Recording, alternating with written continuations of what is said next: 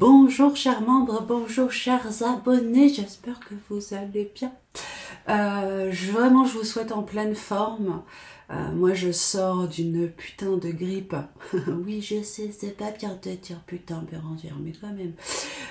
Je sors d'une grippe qui m'a complètement couchée, j'ai eu vraiment beaucoup de mal à m'en remettre. Je pense que ça s'entend encore, je suis encore un peu prise là, un peu prise là, tout ça. De quoi j'avais envie de vous parler? Eh bien, en fait, j'ai envie de vous parler de 2023, d'abord, pour introduire mon sujet. 2023, vous savez que c'est une année 7. Alors, on est sur une année de manifestation, en fait, en vrai. C'est-à-dire que le 7, c'est la spiritualité, c'est la reliance, dans ce chiffre, il y a beaucoup de choses qui nous amène à comprendre que cette année va être compliquée, différente et spéciale. Compliquée parce que y a encore pas mal à déblayer. On arrive l'année prochaine sur une année 8 karmique. Donc vous vous doutez bien qu'il va falloir enlever le plus gros cette année pour pas trop manger l'année prochaine. Mais on est surtout sur une année, en fait, où l'évolution, elle se poursuit. Et c'est pas tant la planète en elle-même qui évolue particulièrement. Je pense que la planète vibre, bouge, évolue à son rythme, mais que c'est surtout ceux qui sont dessus qui morflent le plus. Et de là où on en est, eh bien, l'évolution est différente. C'est-à-dire que quelqu'un qui a décidé de rester complètement dans sa matérialité et dans son chemin d'incarnation humain, sans aucune spiritualité au sens où on l'entend nous, ça ne veut pas dire que cette personne n'est pas spirituelle, mais eh bien, va finalement travailler sur des choses peut-être plus matérielles, plus matériel en fait, tout simplement, je n'ai pas d'autres mots à dire, alors que vous par exemple, comme moi, qui nous sommes sur un chemin spirituel d'évolution, on va nous demander beaucoup plus de conscience sur certaines choses. C'est là que ça ne va pas être amené du tout de la même façon. Or, cette année, on est vraiment sur un plan de manifestation, c'est-à-dire que on va nous demander, personne va nous le demander, hein, on va se le demander à nous-mêmes, vous savez bien que c'est notre âme, hein, qui est notre vibration et notre énergie. Mais c'est plus facile de dire on va nous demander, je parle encore comme ça, parce que par habitude, je crois. Et cette année 7, c'est je manifeste ce qui est juste et vrai pour moi. Alors je vais aussi manifester ce qui n'est pas juste et ce qui n'est pas vrai pour moi, hein, clairement. Et là, en général, je vais très vite me rendre compte que j'ai manifesté un truc que j'aurais pas dû manifester. Parce que il va y avoir tout de suite une réponse énergétique.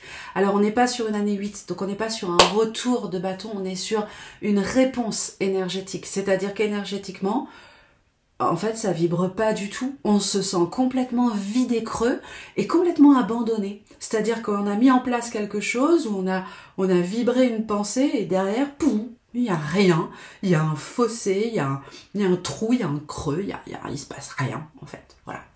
Et donc, c'est ça la manifestation de 2023, c'est je vais apprendre à manifester ma vérité. Et comme on est sur une année de manifestation, on est sur une année, et je pense que vous avez déjà commencé à le voir, on est sur une année de magie. C'est-à-dire qu'on doit manifester notre magie personnelle, notre magie intérieure.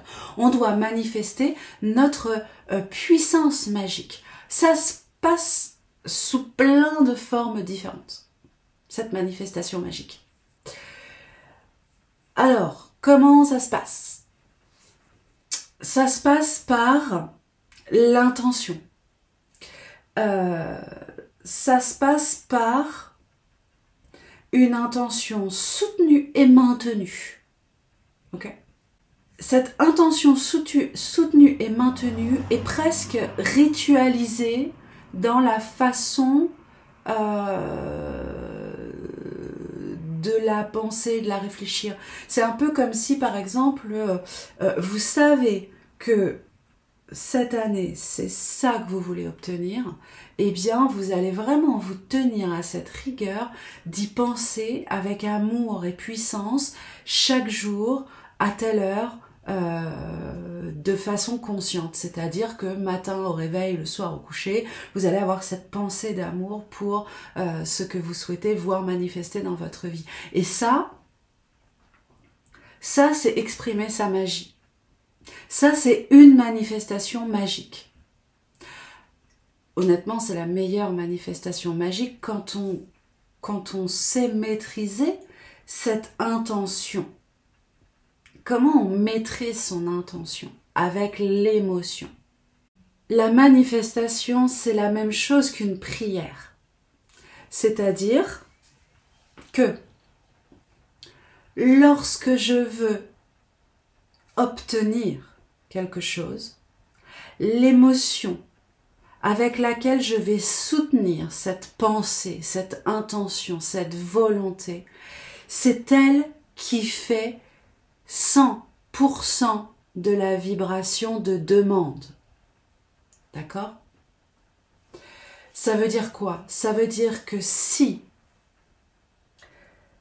je décide que cette année, je mets en place les projets que j'ai en tête et que je vibre depuis 10 ans.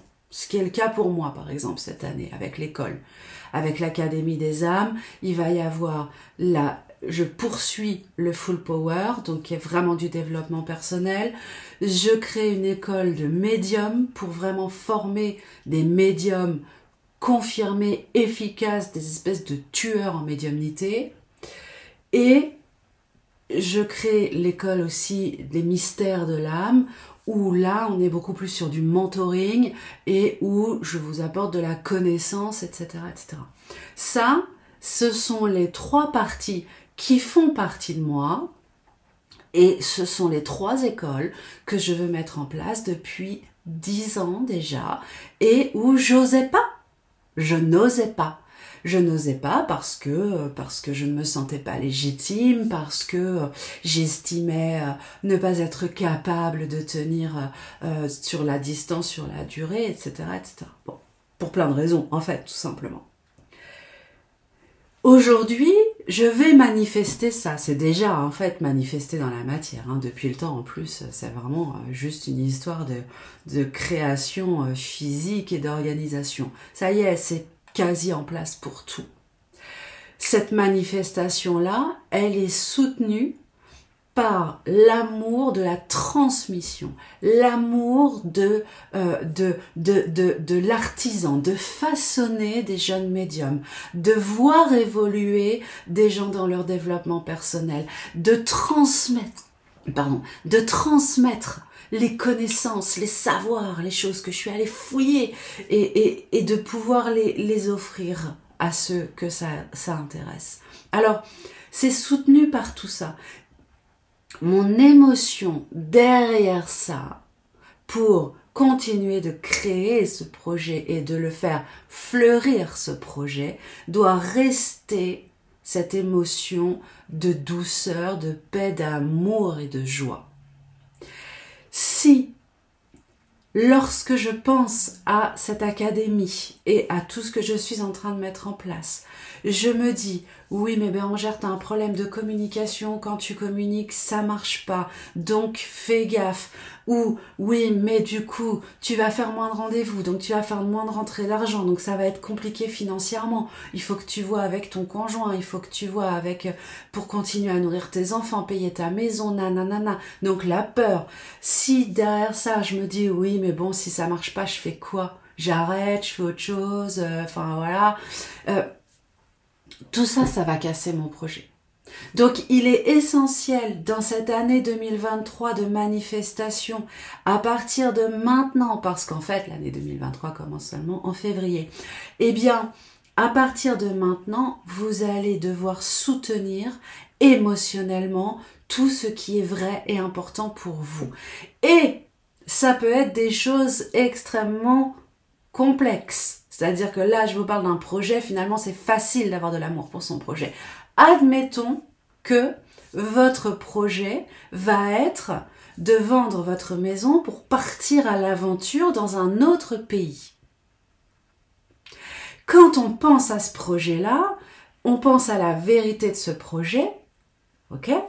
Mais en même temps, il génère pas mal d'incertitudes, de peur, de doutes, de non-connaissance, de est-ce que ça va marcher, etc. Donc, comment vous allez créer l'émotion soutenante à ce projet-là? Et à chaque étape, surtout, de ce projet-là, parce qu'il y a différentes étapes.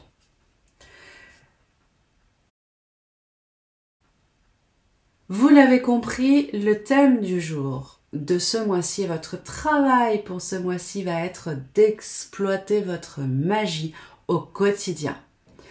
La magie, la vraie magie, la magie spirituelle, la magie vibratoire. Alors, soit vous vous sentez capable de soutenir chaque instant. C'est-à-dire que, vous savez, dans l'univers, chaque pensée est une demande. D'accord? Donc imaginez. Vous avez ma main, c'est le projet. C'est votre projet, d'accord? C'est ce que vous voulez voir se réaliser, se concrétiser dans les mois qui arrivent, dans les semaines qui arrivent. Pensée d'amour, pensée de peur, pensée d'amour, pensée de peur, pensée d'amour. Vous vous rendez bien compte que vous demandez création, vous demandez destruction, vous demandez création, vous demandez destruction, vous demandez création. Il se passe quoi? Au bout d'un moment, en fait, vous avez mal à la main, il se passe rien. Ça fait ah oui, non. Parce qu'en fait, imaginez, là, la main et le projet est créé quand la main entière est ouverte. D'accord? Donc, en gros, destruction, alors je vais pas pouvoir y arriver, destruction, voilà. Est-ce que j'ai un projet entier? Non, j'ai la moitié d'un projet. Ok?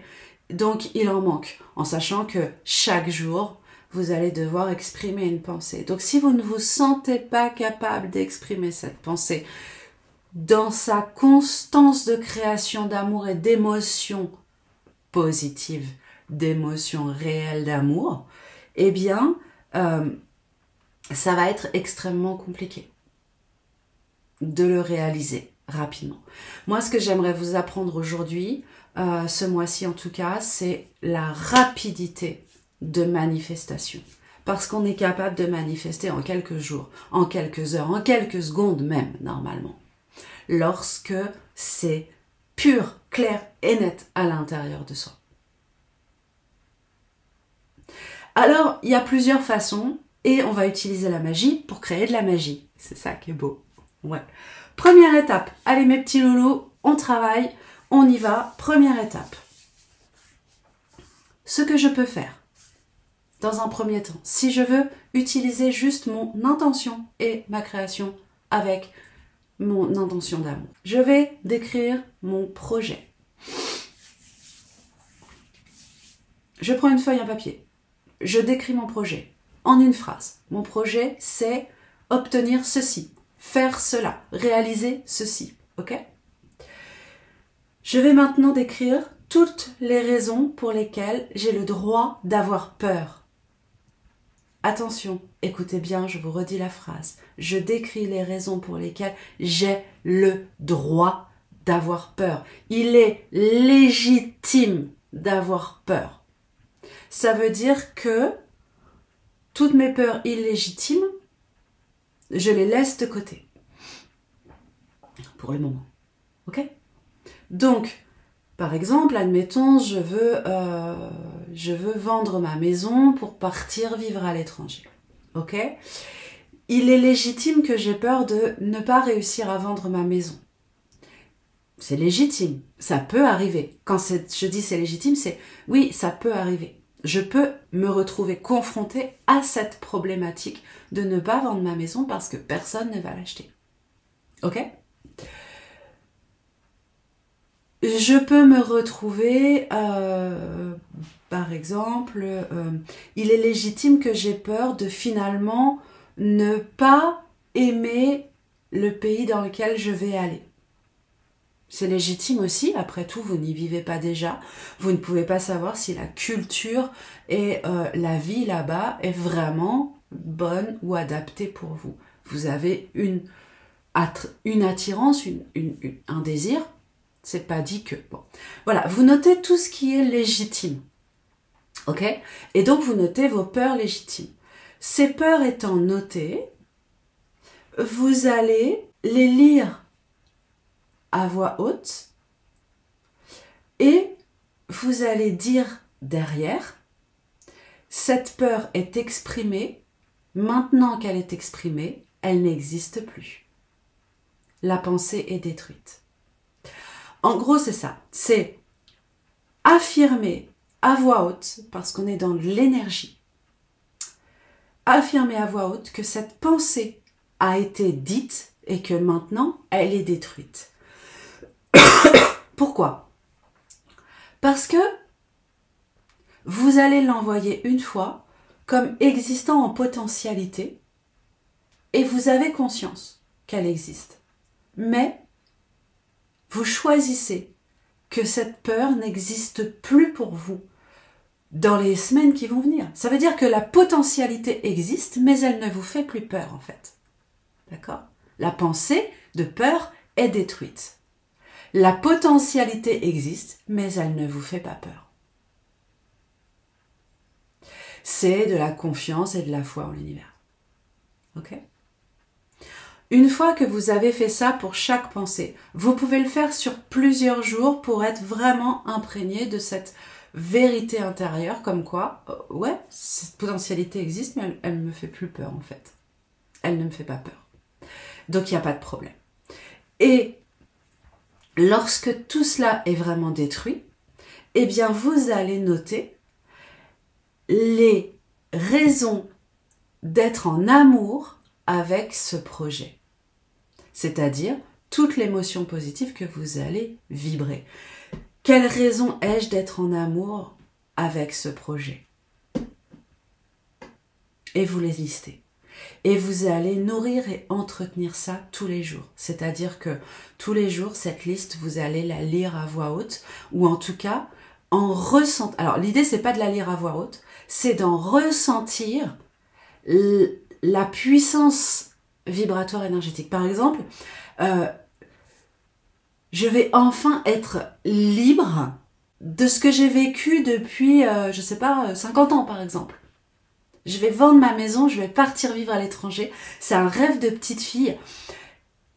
Ça fait 50 ans que je me cloisonne dans cette vie française bien jalonnée comme mes parents voulaient. Là, j'ose.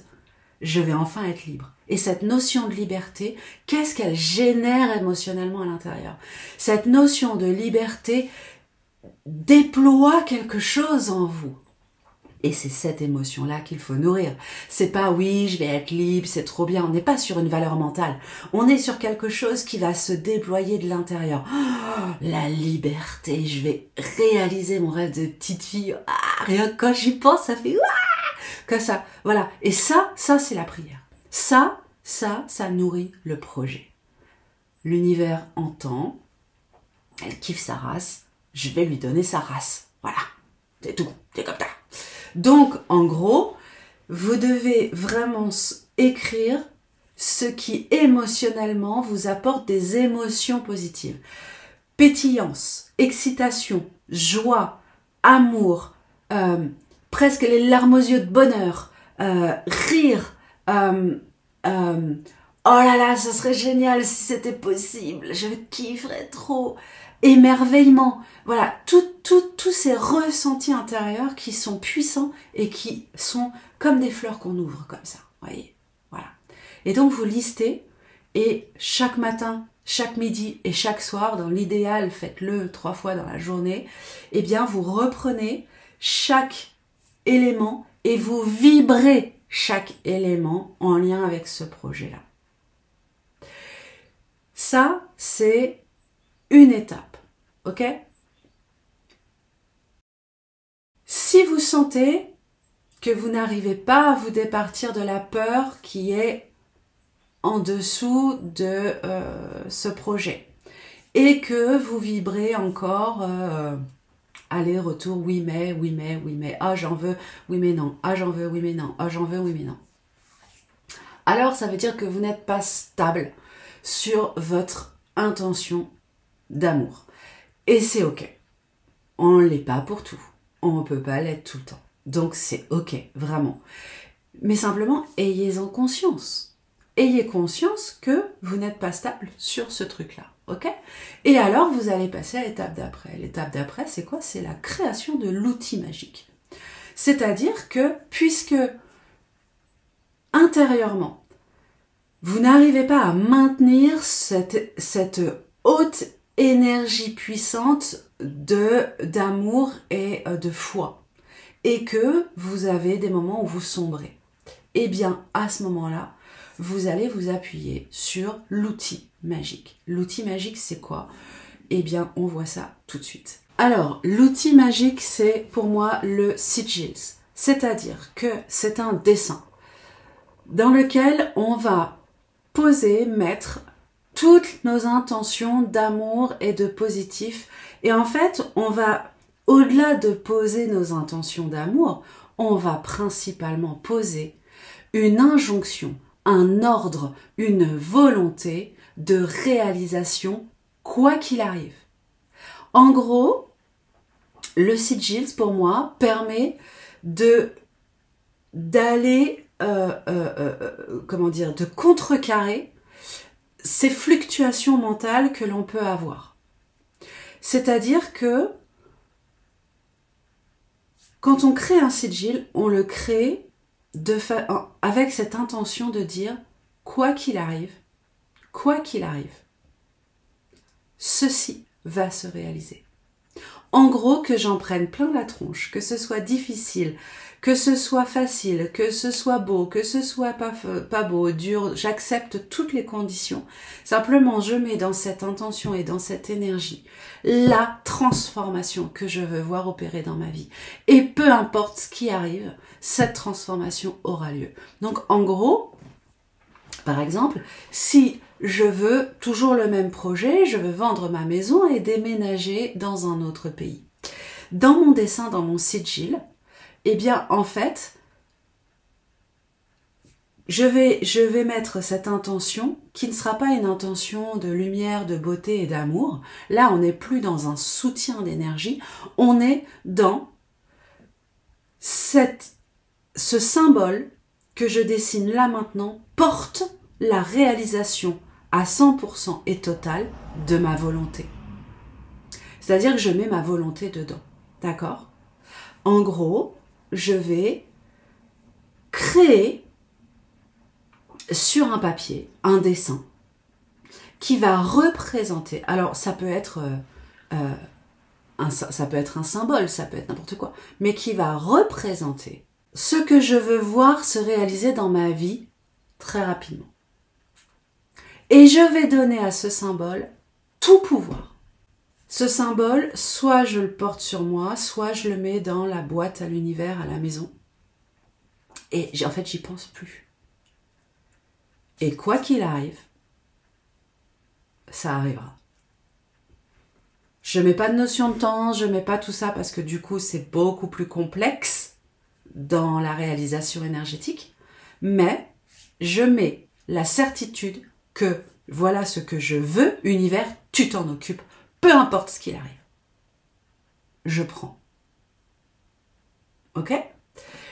Alors, ce sigil, soit effectivement, vous prenez un petit morceau de papier, vous faites un dessin, soit vous le construisez avec une phrase. Alors, je vous montre. Prenons la phrase toute simple qui est que cette année, je vends ma maison et je déménage en Italie. Je donne un ordre à l'univers et je lui dis, c'est cette année que je vends ma maison et que je pars en Italie. Ok? Donc, tu t'occupes de ça, c'est pas mon problème.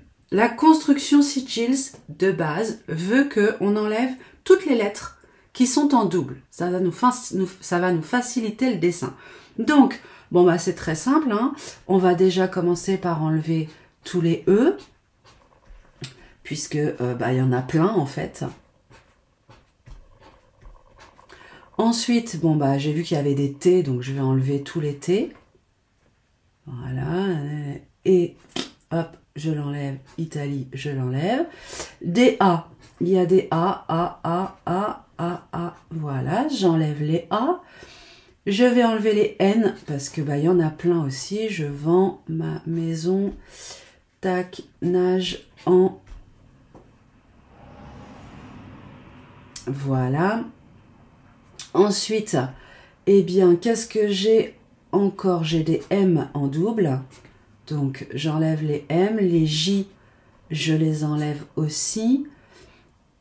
Est-ce qu'il y a autre chose? Les S, le I. Et puis, qu'est-ce qu'il me reste? Il me reste C. Le M, on va l'enlever. Il me reste C, D. Non, D, je peux l'enlever avec déménage. Tac. Il me reste C, G. Est-ce que G, c'est bon? G, c'est bon. Il me reste le I, je peux l'enlever avec le I de maison, le I de I. Et L, finalement, il me reste que ça. Voilà. Donc, il me reste 3 lettres. C, G, L. Et donc, je vais construire mon sigil avec ces 3 lettres-là. Alors, on fait en sorte que les 3 lettres se touchent toujours pour former une espèce de dessin. Par exemple, on pourrait dire C, G, L. C'est très moche, mais après tout, pourquoi pas, je peux, ça c'est un sigil, ok? Après, je peux dire, bon, ok, j'ai envie d'y mettre beaucoup plus de courbes, beaucoup plus de plaisir, beaucoup plus de joie. Voilà, donc je vais créer, alors attendez, je vais faire ça comme ça, voilà. Et moi, j'ai envie de créer un C, G, L, par exemple. Voilà. Ça peut être ça, mais ça peut être aussi quelque chose que je construis, que je vais mettre là, par exemple, et que je construis autrement. C'est-à-dire, je fais un petit C, je mets un L, et je mets, je sais pas, ici par exemple, un G, voilà. Donc, tout dépend comment vous avez envie de l'agrémenter. Ensuite, vous allez découper votre papier pour le mettre dans votre poche ou dans votre boîte à l'univers. Il faut vraiment que la foi totale de cette phrase soit... Il faut que votre sigil représente, en fait.